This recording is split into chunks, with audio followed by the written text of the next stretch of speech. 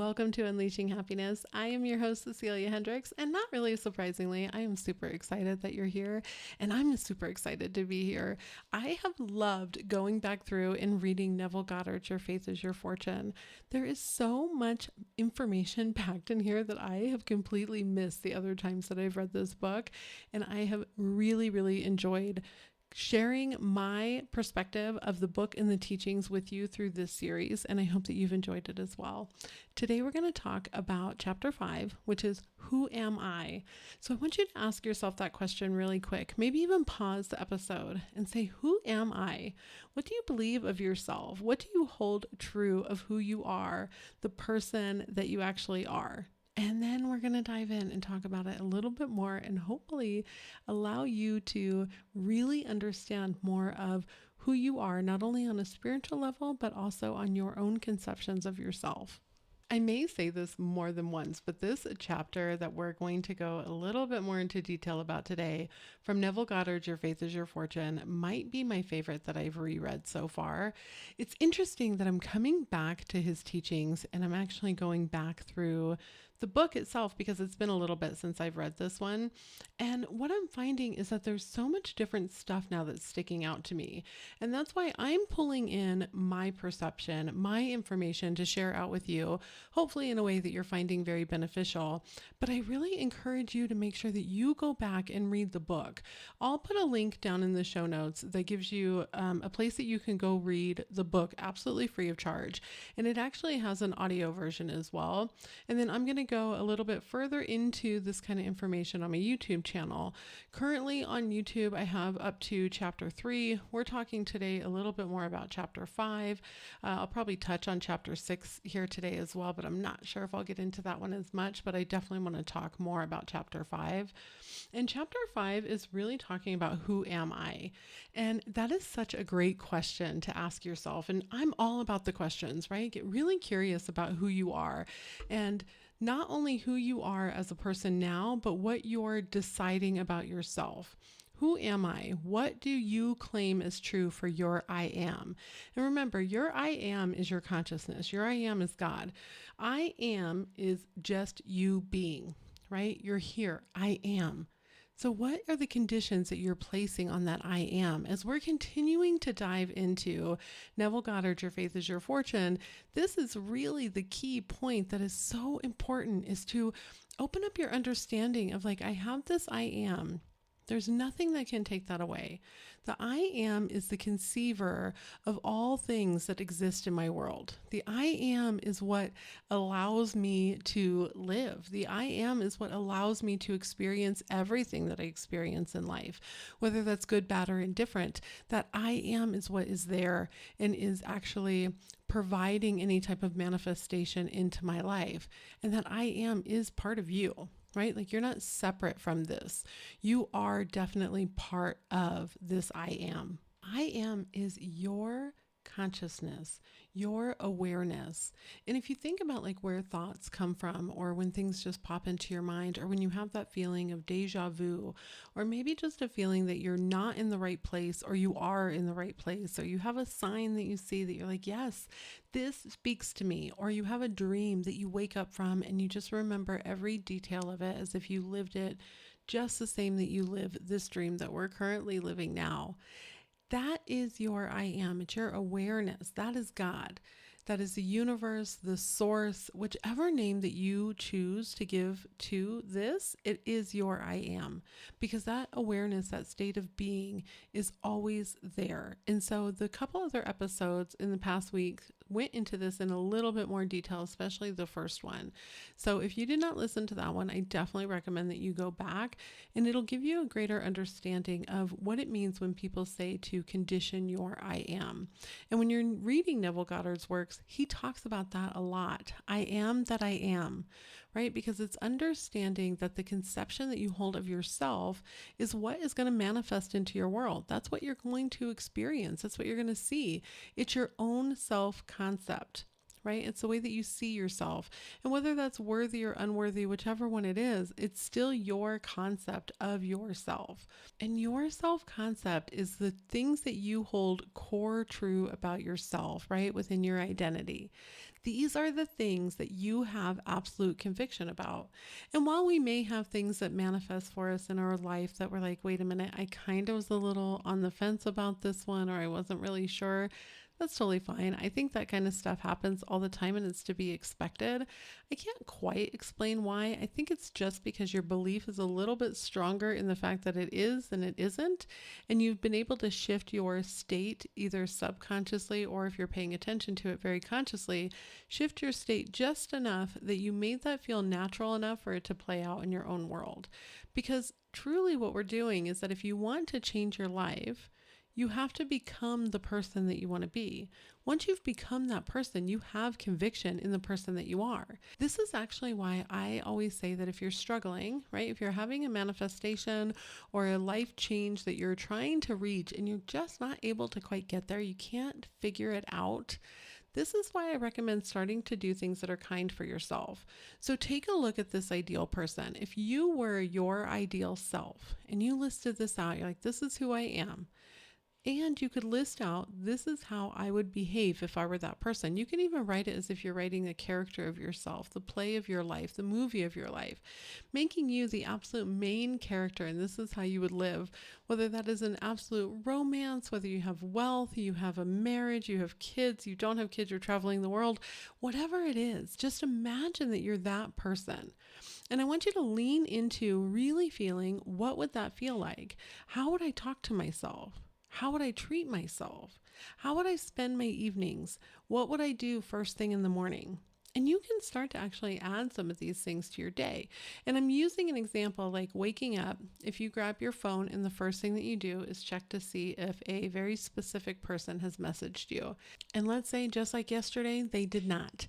You do not have a new message from this specific person that you really want to feel love from. So your next step is to open their Instagram and go see if they were out with anybody last night that you don't know. Now, what are the feelings that you have in that moment? If what I just described is your morning, what is that feeling that you have? And not what you're trying to parrot outwardly, right? It's not that you're saying, no, they absolutely love me. No, they absolutely love me. No, they absolutely love me. But what do you truly feel when you're saying those words? If the feeling that is behind the affirmations that you're trying to put out there to get something specific to come into your life are ones of desperation, ones of need, ones of wanting and yearning and seeking, that's what you're going to continue to get. This is why when folks say, hey, you're in a state of lack, you are constantly feeling this state of lack. That's what it means. So what would it be like if you could take that out of your life, even if it's just one small step, one little habit that you can make a change to say, I'm going to remove that from my life. Who am I? I am loved. I am perfect awareness. I am anything that I want to be. I am the person that is living the life that I want to lead, which means that when I wake up, I am grateful for this life. I see the beauty in the things that are around me. I take care of my body because that's what feels good. I talk to myself kindly because this is the way that I view myself. I would always talk to myself kindly because I love me. I've got this great life that I absolutely love.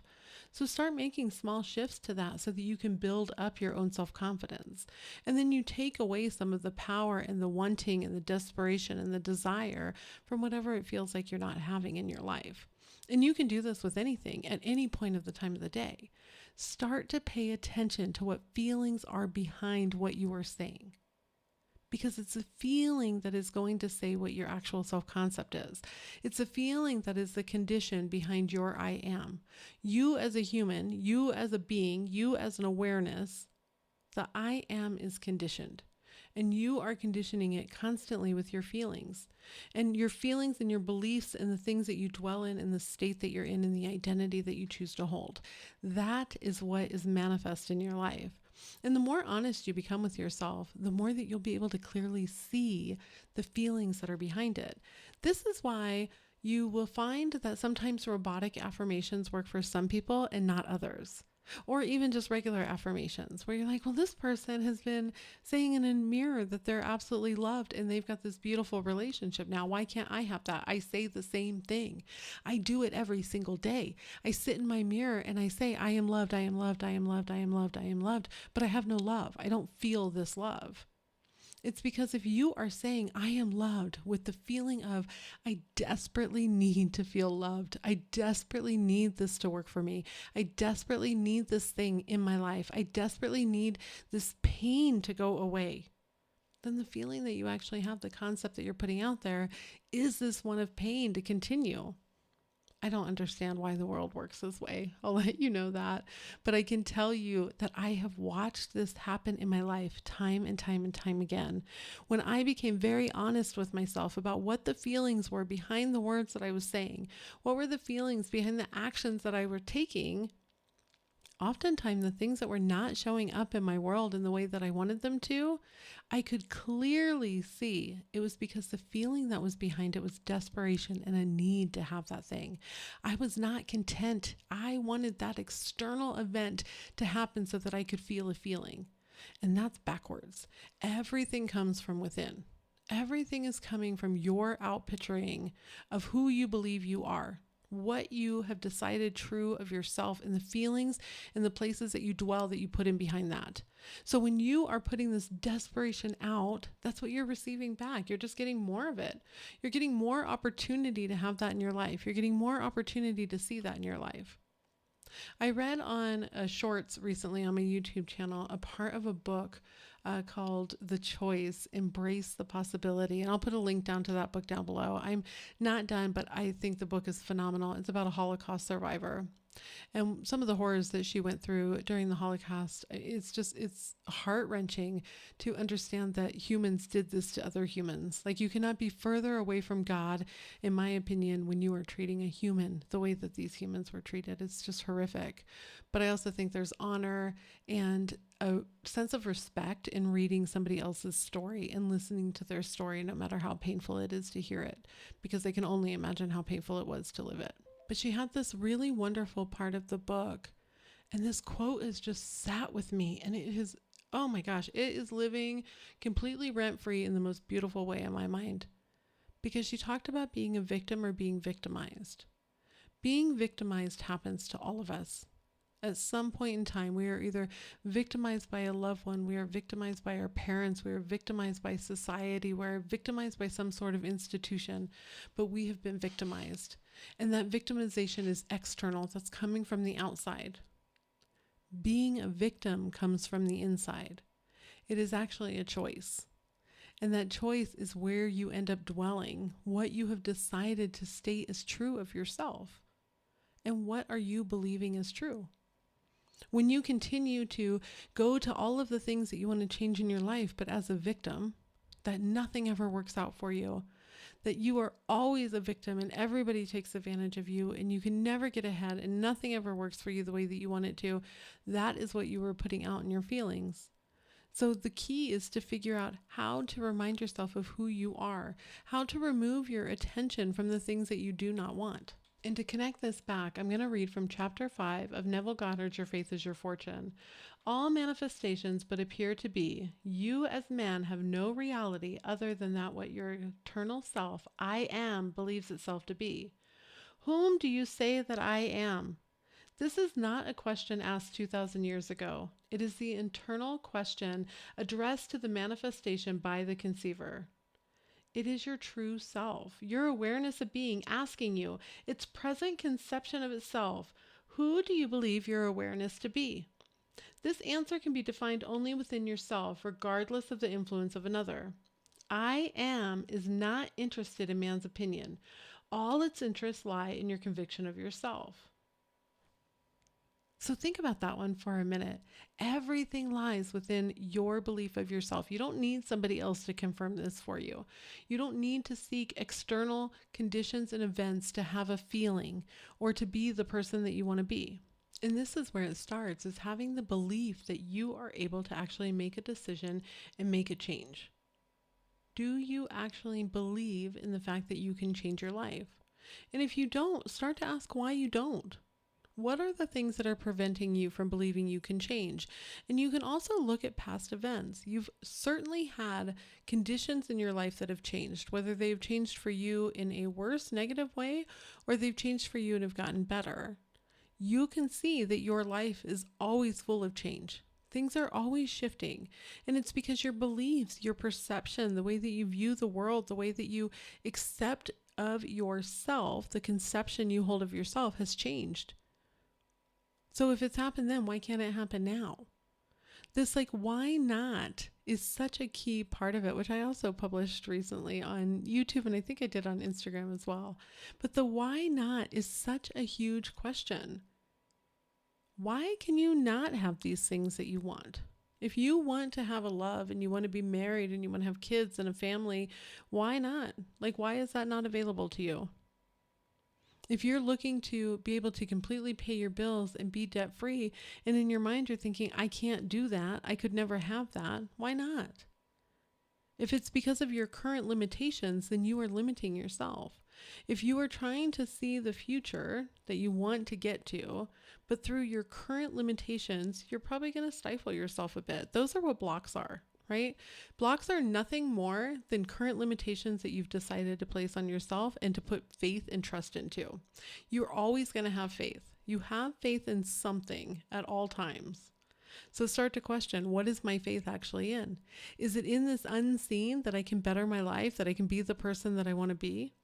Is my faith in the fact that there is an I am awareness that is fueling literally everything that I'm doing just based on the conceptions that I place on it? These conditions that I say are true of myself? Or is my faith in the fact that I can never have anything that I want? Is my faith in the fact that I'm always going to feel desperate and lonely? Is my faith in the fact that this isn't going to work? You have to start answering those questions for yourself. Because you have faith in something, it's probably just not the thing that you want, especially if you're somebody who's been focusing a lot on manifestation and the Neville Goddard techniques, or honestly any of them. When you start looking at all of them, they're all essentially the same. There's different ways to get there because there's different belief patterns, right? And something that works for one person may not work for another. But all of it comes down to this vibrational matching to the desires that you want through your own conception of yourself, through the thoughts that you have, the things that you say to yourself, the inner conversations, the place that you dwell, the things that you've decided to believe are true, the conditions you have placed on your I am. That is what you receive into life. I'll come back to chapter 5, and Neville says, all that is required of you is to believe. Believe your desires to be garments your Savior wears. Your belief that you are now which you desire to be is proof of your acceptance of life's gifts. You have opened the door for your Lord, clothed in your desire to enter the moment you establish this belief. This always kind of eluded me on exactly what this meant. But the more that I see it, the more that I have started to look at my desires as an outpicturing, if I have this I am awareness, right? And I've decided to say, I am this person. It's essentially my awareness then is putting on a costume. They're putting on the clothing that I have assigned. And that is what is being presented. Our whole world is through our perceptions. Our brain is literally designed to take the world and show us back our own perceptions, to hunt out the things that we've decided that we want to see, to experience the things that we believe are true, to experience the things that we continue to dwell in. Because essentially what you're saying is you're placing an order for more of it. A very simple way of looking at it. Wherever you place your attention, that's what you're saying you want more of. So when you're doing parroting affirmations, but with a feeling behind them of desperation and loneliness and sadness and whatever other feeling comes behind it, you're essentially saying, I want more of this. Allow me to experience more of this. Show me more opportunities that prove myself right. And that's what your brain's going to give you. But when you start to look at the clothing as like a costume that your awareness can step into at any point of time, you can do whatever you want. You can wear whatever costume you want, whether that is of the wealthy man, the poor man, the famous man, the loved man, whatever it is, you can see that as like a costume that you get to put on your own awareness. Neville continues by saying to do this, and he means to change your life, to change the present conception that you have of yourself to the one that you want to have, you must deny your present identity. let him deny himself. You deny a thing by taking your attention away from it. Go within secretly and appropriate the new consciousness. Feel yourself to be it, and the former limitations shall pass away as completely and as easily as snow on a hot summer's day. You will not even remember the former limitations. They were never part of this new consciousness. It's really a remarkable gift, and it's truly the gift of life, that we can make the decisions on where we want to dwell, what costume we want to wear, what we want to step into, the state we want to be, the identity we want to hold. The key, in my opinion, is being very honest with yourself about the feelings that you have now. So when you continue to say, this is not working, I can't do this, it's because you're holding on to something. You don't want to let go. And sometimes that thing that we want to hold on to is the misery. If you've identified for a really long time as a victim, it can be hard to let go of that. There's a comfort in that because that allows you to have a reason to blame the shortcomings of your own life. And that doesn't mean that you have to accept such a heavy blame as to be upset with yourself. Self-forgiveness is key here as well. You can come to the realization that you can make changes in your life and that you're holding on to being a victim or you're holding on to misery because on some level you've become addicted to that feeling because it's a comfortable feeling. It's where you know to be. It allows you to place blame on something external for everything that's not going right for you. But again, that does not mean that when you say, oh, okay, I'm going to accept this blame, that now I'm going to be upset with myself and I'm to blame for every bad little thing that's ever happened to me, because I don't believe that either.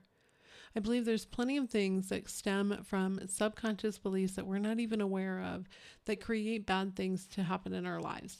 That we can be victimized in many different ways, not because we willed this into our own existence. Whether you manifest everything or not, that doesn't mean that you knowingly willed something into your life. That doesn't mean that you willingly pulled in the pain and the suffering and any trauma that you've experienced. You can actually release that. You don't have to be upset with yourself. There is a freedom to say, wow, now I understand. That does not mean, though, that my whole life is going to be filled with nothing but great things. You still could experience times of being victimized, and there may be a lesson in there for you. It may be a growth point in there for you. You'll have to identify that, but that does mean that there still could be times that are not great and that hurt and are frustrated and you're angry and you're sad. Those times could still happen. I'm not here to tell you that just because you do this, you'll never experience those again. But I do believe that the more that you lean into understanding your I am as your own awareness, that you get to make a choice on whether you see yourself as someone who is victimized and are now a survivor, or is victimized and is now a victim. That you get to make a choice in the way that you're going to present yourself to the world. You get to make a choice in the way you're going to talk to yourself. The more that you see this, the more beauty there is. And then when you lean into like emotional intelligence and emotional regulation and regulating your nervous system and really leaning into understanding yourself and becoming very curious about yourself, you're much more resilient towards anyone who targets you to victimize you. You build up your resilience to the things in the world that just sometimes aren't great. And there's not really somebody on this earth, in my opinion, who can tell you why those things happen. I don't understand it, but I know that they do. I accept that they do. But my resilience to them has grown tenfold because I have learned more about myself. I am starting to understand who I am. And I hope that you're starting to see the same for you, because you are an absolutely beautiful, amazing person who has so much to offer this world. No matter who you are, where you are listening to this, you are phenomenal. We each are phenomenal. There's so much beauty to be had, and you have a special gift that God has bestowed on you, and you are here for a reason. Now, I will say I unfortunately did not get to chapter 6 of Your Faith is Your Fortune, so that'll definitely have to come next week. I hope that you found this beneficial. Definitely reach out if you have any questions. It's Unleashing Happiness, actually, it's CeciliaHendricks.com. If you're listening on YouTube, you can definitely leave a comment down below. But I look forward to everything else that is coming up. I have so much to talk about the more that I go through this book. I'm actually going to reel myself in a little bit, but I'll be posting the videos to the YouTube channel as well. If you'd like to kind of dive in a little bit more, definitely let me know any questions that you have. I'm happy to answer them. I will be very honest if it's something outside of my realm that I'm comfortable answering, or if I just don't quite understand. I am totally open to saying, hey, you know what? I don't have an answer for that. So I want you to rest assured I'm not going to make anything up. But again, I hope that you have an absolutely beautiful week. I hope that you enjoyed this episode, and I am really thankful that you're here.